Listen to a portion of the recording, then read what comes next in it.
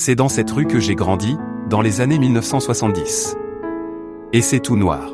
En fait, cette ville s'appelle Park Forest, et c'est une ville entièrement noire aux États-Unis. Il est situé à environ 30 miles au sud de Chicago. Cette rue abrite toutes les maisons construites sur mesure. Toutes ces maisons de cette rue ont été construites dans les années 60.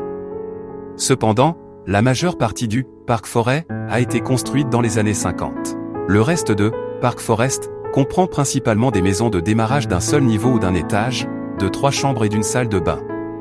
Au fil des années, certains ont ajouté un étage ou un niveau.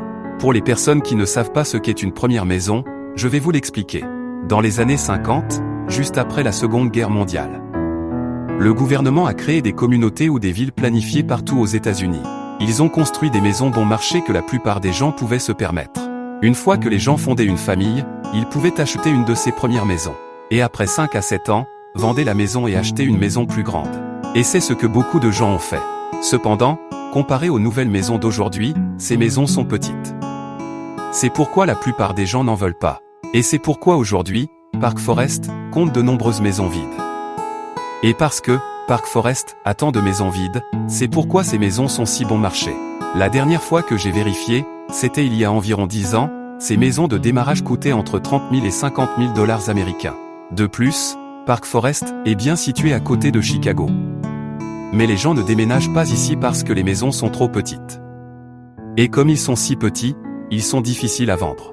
Et à cause de tout ça, Park Forest n'a pas assez d'enfants pour maintenir la plupart des écoles ouvertes. Ma famille a déménagé de Chicago à Park Forest en 1972.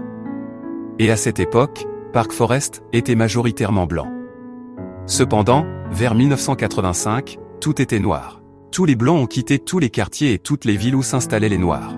Cependant, parce que les maisons situées dans les quartiers et les villes noires coûtent beaucoup moins cher que les maisons de même taille situées dans une zone blanche, les blancs et d'autres personnes commencent à s'installer dans les quartiers et les villes noires.